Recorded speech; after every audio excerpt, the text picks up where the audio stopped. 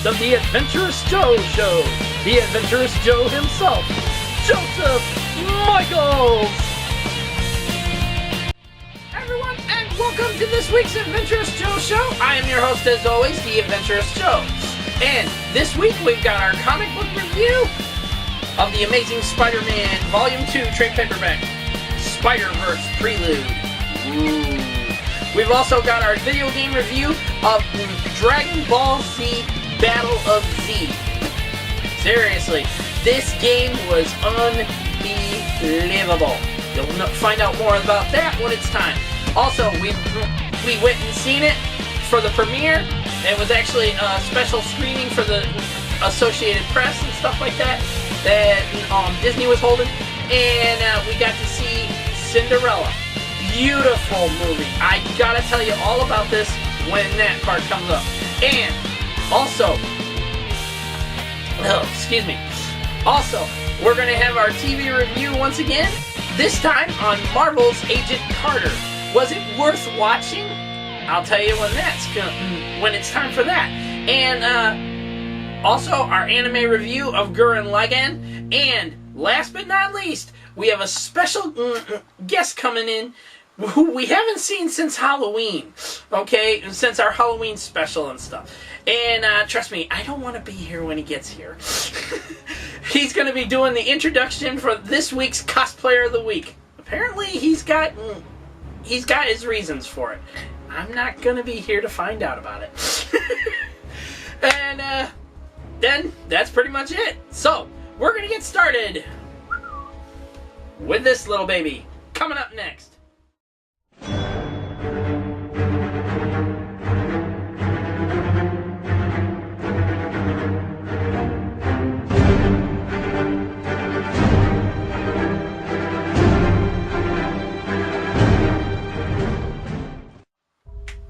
Okay, people, welcome to this week's comic book review, and it's on the Amazing Spider-Man Volume 2 trade paperback, Spider-verse Prelude. Now, as you may know, Spider-Verse was the big story of Amazing Spider-Man's comic book run. Epic story of all time, because it brought together not only our Peter Parker Spider-Man and the new character Silk and everyone else, but it also brought into the picture hundreds of different Spider-Men. Holy cow! That story was off the hook. Now, the Prelude story tells how the Inheritors, that's what they're called, the Inheritors, they go around draining the life force out of every Spider-Man they come across, or Spider-Woman, for that matter.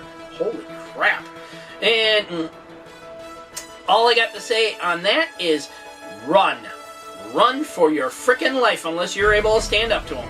Because Peter Parker has to put together an army like none other to take on these guys. And Spider-Verse was one epic storyline that lasted 4 months. 4 months.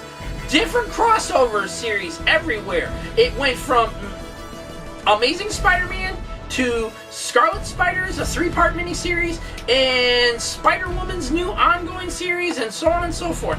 And brought together interesting new characters as well. Here, check out some of this amazing artwork. The comic book styling in this is beautiful.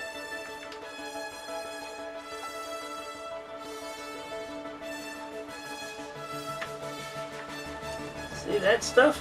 Look at that. And that's one of the Inheritors. Okay? So, I mean, this had it all. And that's Superior Spider-Man, who we have not seen since, the end of his series. Okay?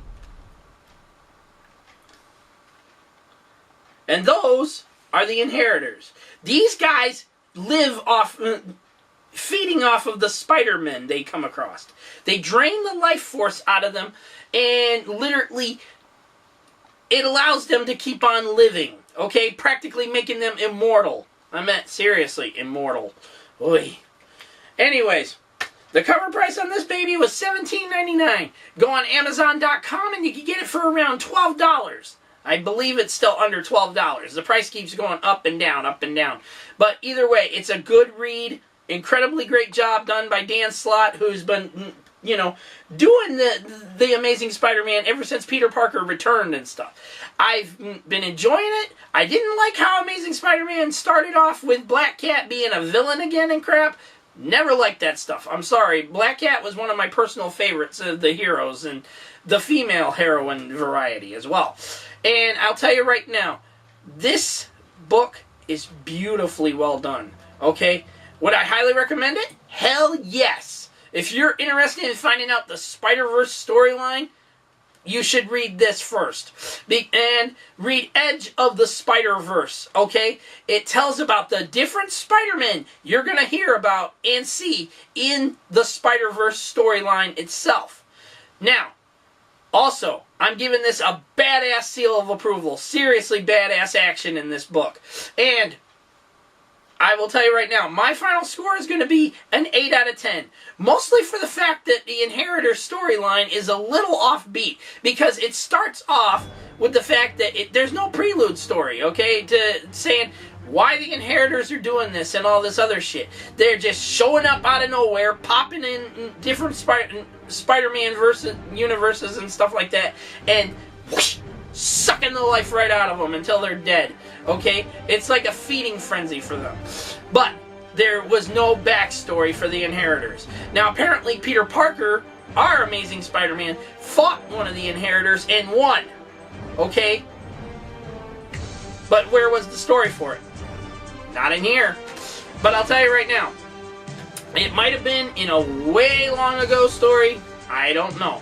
I've been reading Amazing Spider-Man for quite a long time, so... And then Superior Spider-Man, read all of them. I meant the storylines are good. Dan Slott's artwork, pretty good. And you know, you can't go wrong with it. I meant seriously, can't go wrong with it.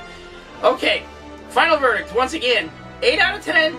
Badass seal of approval. And highly recommending you try it out for yourselves.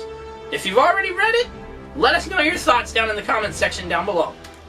Okay, now, we're going to move on to our video game review of Dragon Ball Z Battle of the Z. Well, it's Battle of Z. It doesn't even have that of the Z in it, even though some people put it in there for some reason. Either way, that's up next.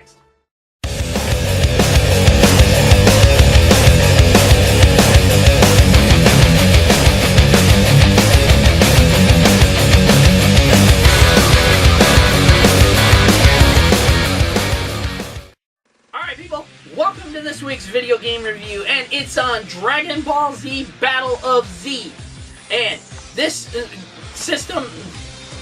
this game was on Xbox 360, PS3, and I think it was PS Vita and a couple other things as well.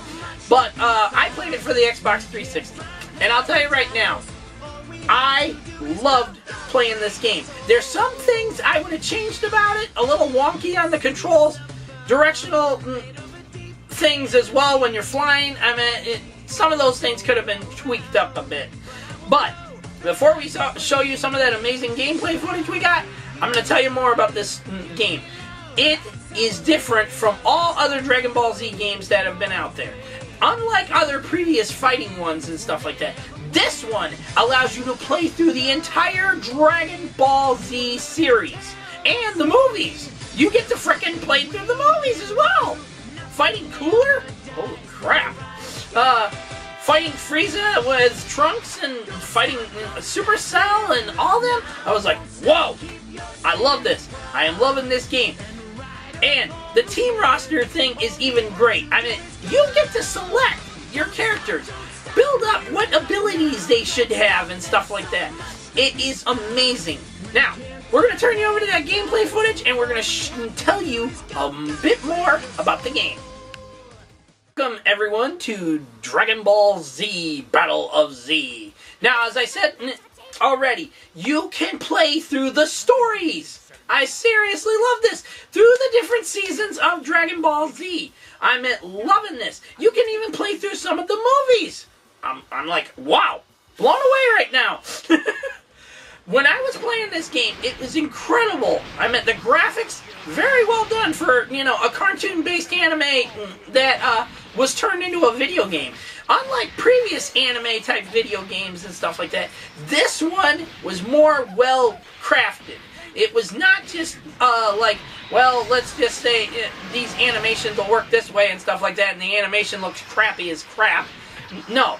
This was designed just like it was for the actual TV show itself, the anime series itself. The graphics, the same as like on the anime series, except a little more tweaked up for, you know, HD purposes and so on and so forth. Okay? But the fighting style is also different as well. Not only do you fight single player in some cases, you can fight with up to 4 people. Seriously. 4 different characters. It's a team roster you build.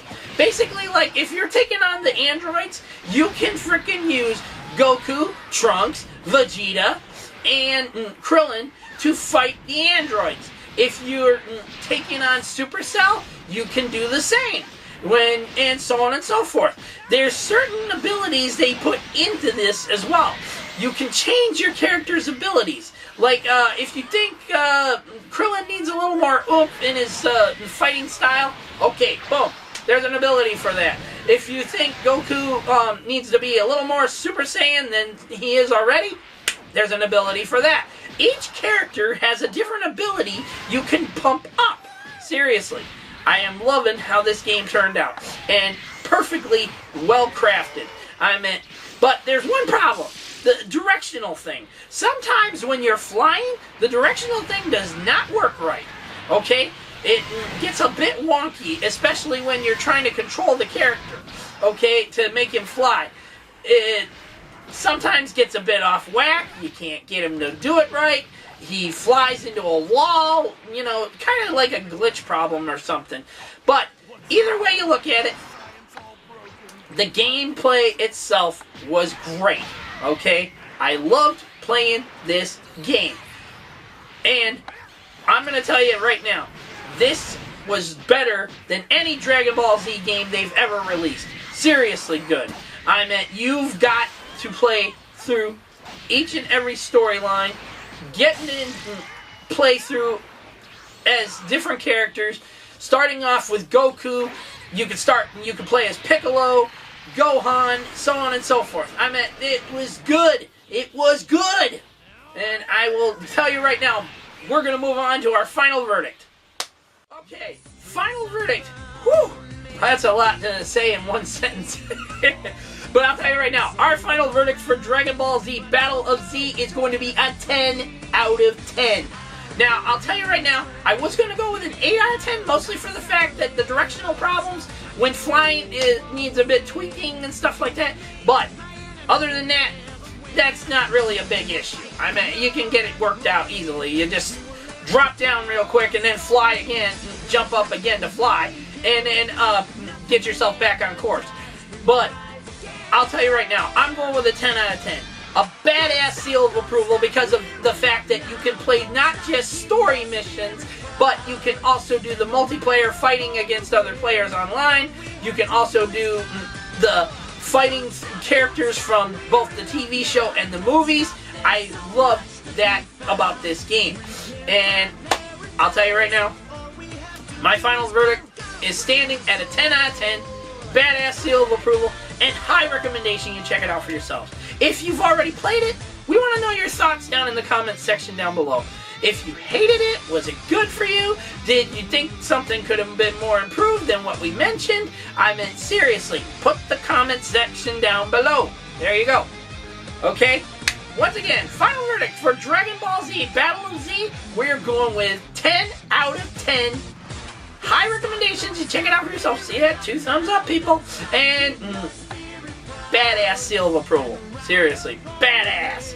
So, now that that's out of the way, we're going to move on to Disney's Cinderella. Coming up next.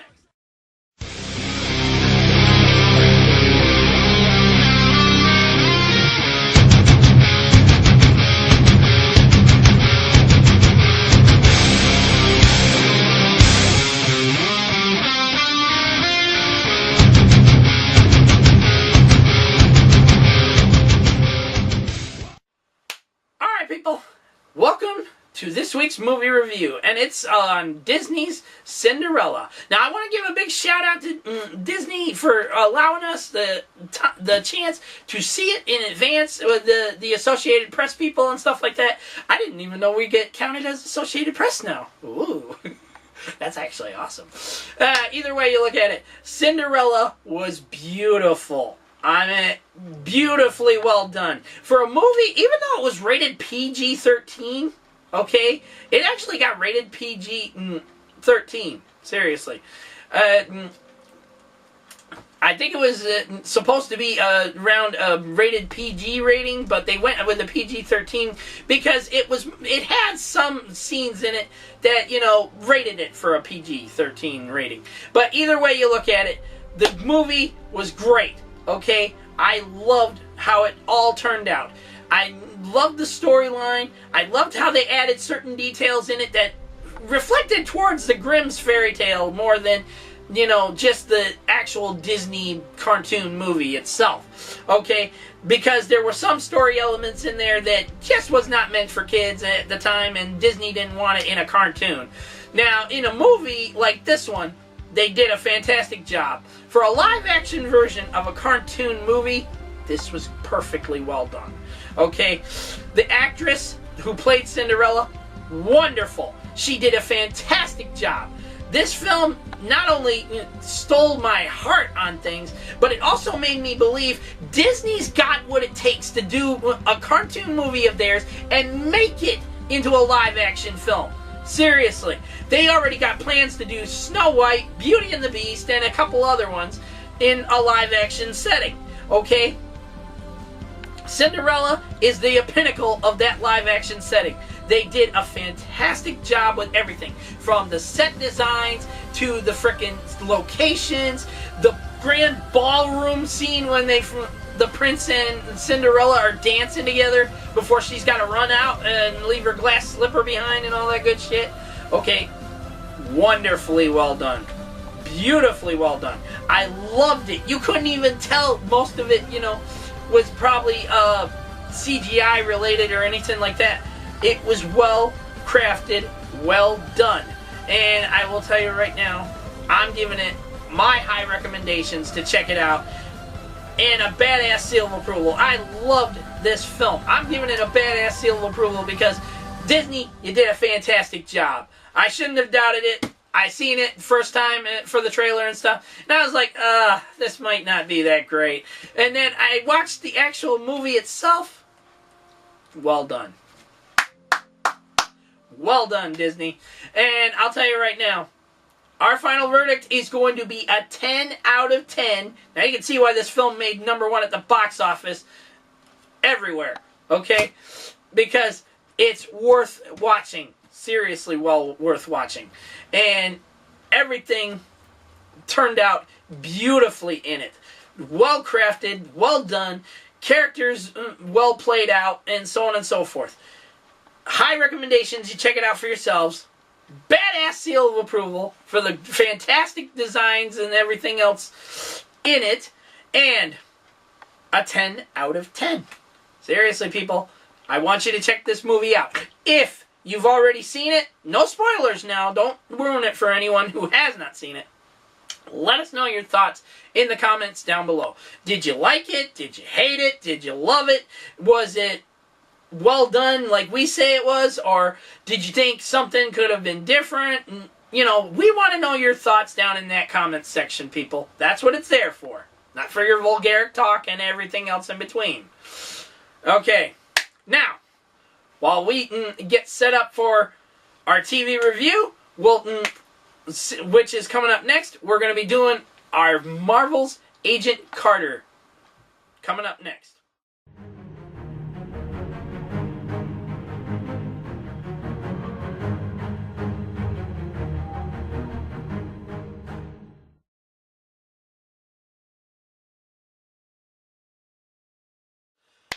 Alright people, it's time now for this week's TV review, and it's on Marvel's Agent Carter. Now, at first I thought this series would turn out good and stuff, that, you know, the trailer, the teaser trailer they had for it and everything, you know, everything is always seeming better in trailers.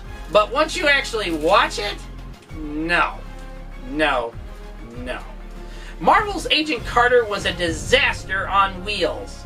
Not only did it not hardly have anything to do with Marvel's Agents of S.H.I.E.L.D., I mean, this is the lady who, Agent Carter, Peggy Carter, is supposed to end up being the founder of S.H.I.E.L.D. She is supposed to create S.H.I.E.L.D. and all this other stuff. How? How is that lady ever supposed to get anything accomplished when she's belittled to the point of slave driving? Seriously. She is practically a slave more than an agent. Okay? Yes, I get it. It's in the 1940s. It's a different time period. Women were treated differently back then. Bullshit! You still could have did something better with this. Okay? She went from being not only Captain America's main squeeze to and a war hero to being a belittled slave. Seriously. She's supposed to be an agent. She's called an agent, but she fucking is a secretary. Jesus. This series pissed me off beyond measure. I hated it. I was glad when they said, oh, this is the season finale for it and stuff like that. Thank God. Please don't bring it back again. Ugh.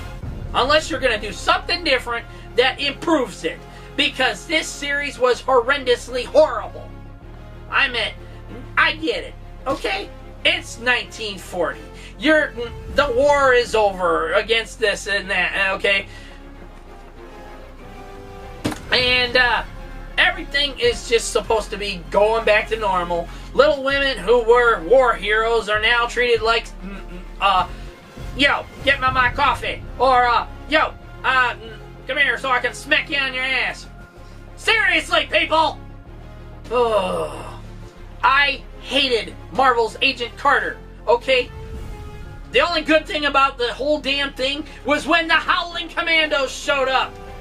Okay? And showed... They're not going to listen to this guy who's, you know, an agent as well and stuff like that. They'd rather listen to Peggy.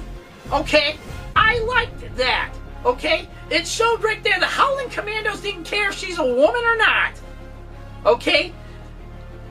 Because not only was she Captain America's main squeeze, and they knew that and stuff, but she was practically family to them. And like their boss went during the war. She gave them the orders. She did everything. Okay? And then when they find out how she's being treated and shit, you think they're gonna listen to you? Hell no. They're gonna listen to the woman that led them through the war against the Red Skull and shit. That's where it should have been. Okay? Not this Gerardian bullshit. And then on top of all that, they didn't even, her own fellow agents turn on her. Okay? When she's trying to out there to save the world, prove Howard Stark is innocent, and so on and so forth, nobody wants to listen to her. Why? Because she's a woman. Fucking bullshit. Marvel's Agent Carter, I'm gonna tell you right now, was not worth watching. Not one bit. The first episode started off very interesting but boring. And then I figured, okay, it's first episode. It'll get better. No. It got worse as it went along. Showing that S.H.I.E.L.D. was corrupt long before it ever became S.H.I.E.L.D. Seriously. The SSR was the most corrupt system ever. Not only that, but because it's the 1940s, guys figured, hey, I can fuck around with one woman and still go home to my wife and kids. Oh! Are you kidding me? This is how you want Marvel's Agents of S.H.I.E.L.D. being portrayed by saying, oh, the woman that finds that is the founder of S.H.I.E.L.D. and stuff like that, well, she was serving coffee and donuts and all that bullshit to everyone when she should have been out there fighting the good fight. Fuck you on that shit. Fuck that shit. I'm done.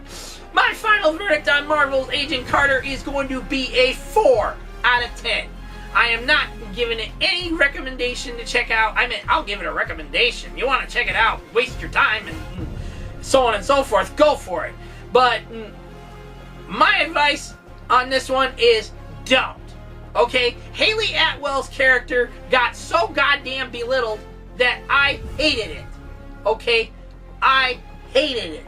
I loved how in Captain America, the first Avenger, she was treated, you know, the way she was and stuff. But Captain America was there and he says, hey, just because she's a woman doesn't mean she can't do it any better than you could.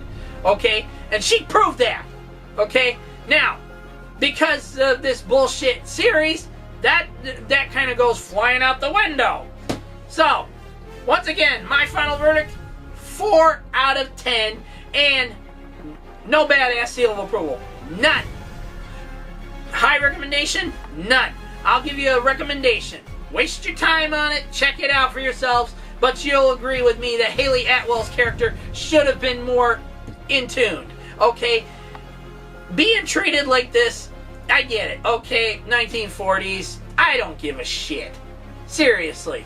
When they showed flashbacks in Agents of S.H.I.E.L.D. of Peggy Carter working with the Howling Commandos, busting these Nazi pieces of crap and so on and so forth, I loved it. I figured, okay, when they announced Agent Carter was coming, this was going to be good.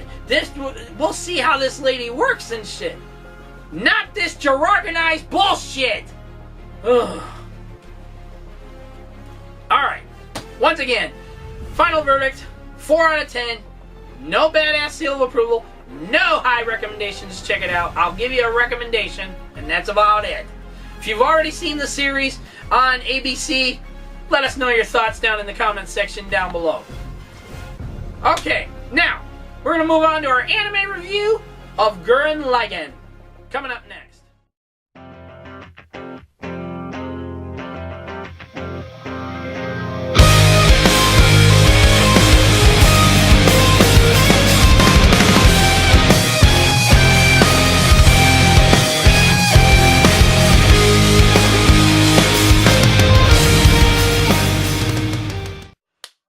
People, it's time now for this week's anime review, and it's on none other than Gurren Lagann, and I loved this series, okay? I hated some points of it and stuff, like the fact that Yoko has got the worst luck with men. Seriously. 2 of the guys she gets involved with, for God's sake, both of them get killed. The one she started off on her journey with and stuff, and they were just friends, and along with Simone and stuff, okay? But, come on, he gets killed, and it's not even the middle of the damn series. He gets killed like around episode 10 or 12? Out of a whole 27 episodes? He gets killed early. He gets killed early off after they've already confessed their love for each other and stuff like that. Okay? And then, later on,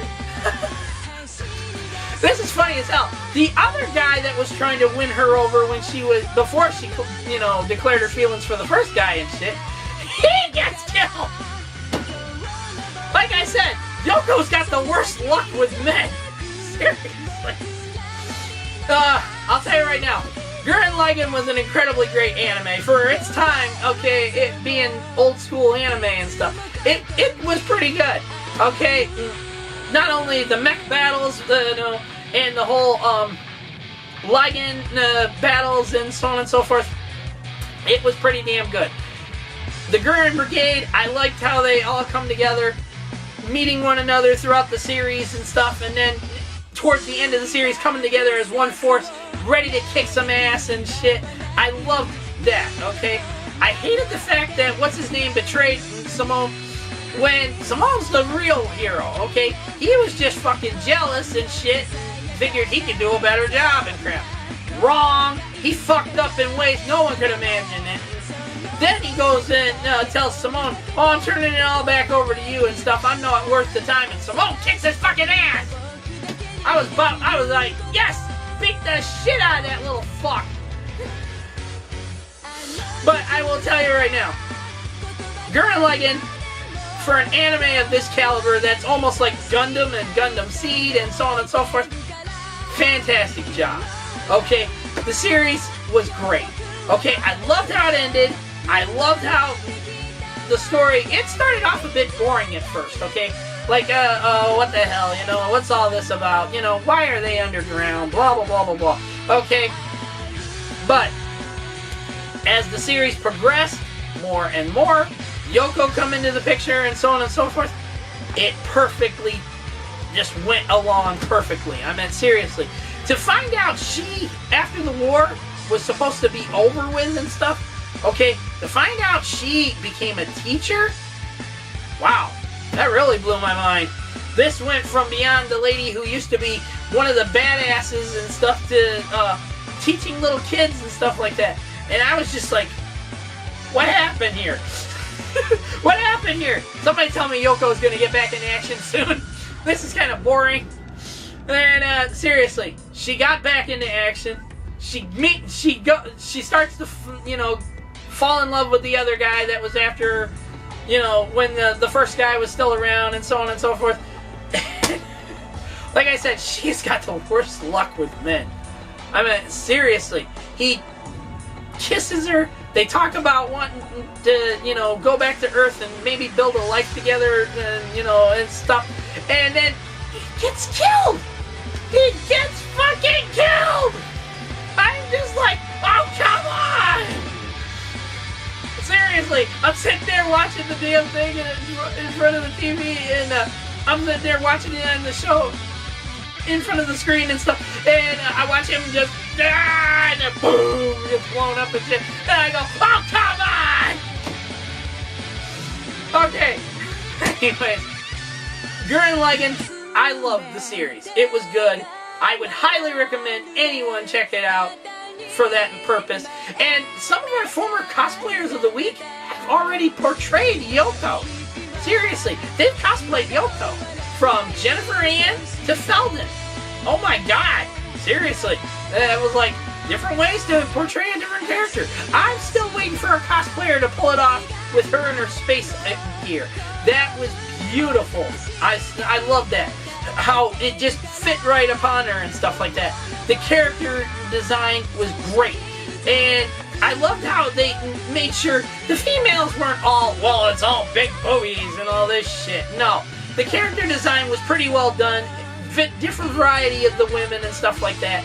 And I loved how two of the characters got together and started a family. You know, had a baby and so on and so forth before he goes into space. And I was sitting there just like praying to God, please don't let this guy get killed, okay? He's got a wife and kid he left behind. You know, don't let this guy die. Either way, my final verdict for Gurren Lagann is going to be a 10 out of 10. Badass seal of approval. 2 thumbs up, people. Seriously. High recommendations, people. High recommendations. And, that's about it. Now, if you've already seen Gurren Lagann, we want to know your thoughts on it. Okay? Seriously, people, what did you think of it? Did you think it was a great series for its time when it came out and stuff? Did you think it was worth watching? So on and so forth. You know, we want to know these things. Let us know your thoughts in the comments section down below. Okay, now, it's time to move on to the Cosplayer of the Week segment. And our special guest is, you know, his shuttle just arrived. And I'm going to take off, and I'll see you guys right after the Cosplayer of the Week segment for the ending part of the show. Enjoy!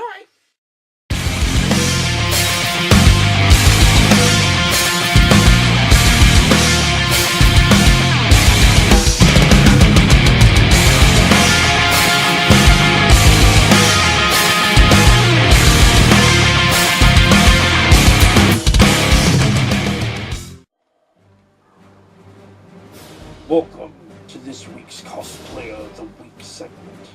I am Darth Adventurous. And I will tell you right now, this young lady served the Empire with an iron fist. She is your Cosplayer of the Week for this week. She is also the next inductee to the T.A.J.S. Cosplayers Hall of Fame. Class of 2015. Please welcome now, as you enjoy some of her amazing works, the lovely and multi-talented Week-MCubed Cosplay and Modeling. And if there are any vulgar comments, I will destroy those who leave them.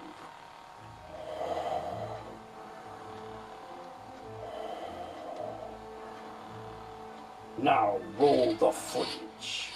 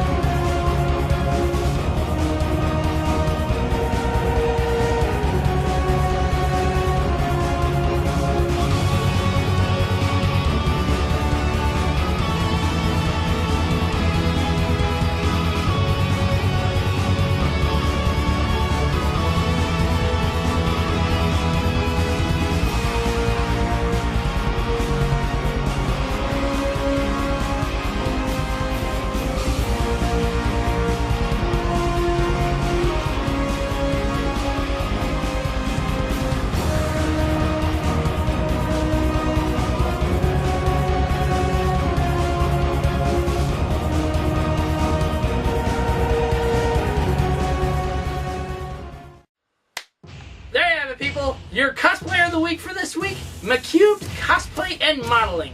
Now, one thing Darth Adventurous, I'm not going to correct him on anything, but I'm just going to say one thing he forgot to mention is the Cosplayer Force. This lovely young lady is now an official member, okay? Once we get the official Facebook page started and set up, we're going to display all our cosplayers of the week, and all cosplayers are welcome. It doesn't matter if you're new to the scene, it doesn't matter if you've already been doing it for years, all cosplayers will be welcome. And we will not tolerate any vulgar comments in this video, okay? So, if you got something nice to say to Week-MCubed Cosplay and Modeling, put it down in the comment section down below. Any vulgar comments towards her, such as, you know, well, she's a slut, or blah blah blah, bullshit like that, we will not tolerate, okay? You will be deleted, and you will be banned from this channel. That's it. Okay, so that's it for our show for this week. I have been your host, as always, the Adventurous Joe Joseph Michaels. Once again, big thanks to our special guest, Darth Adventurous. I just want to creep out and go somewhere and hide. Seriously, I'm not taking that guy on. You want to take him on? You take him on. If he threatened you, you're on your own. Okay, either way, that's it for our show for this week. I've been your host, as always, the Adventurous Joe Joseph Michaels. Peace out. May the Force be with you, and may the power protect you all. We'll see you next week. I hope you all have a fantastic week from here on out. And once again, may the Force be with you. Later.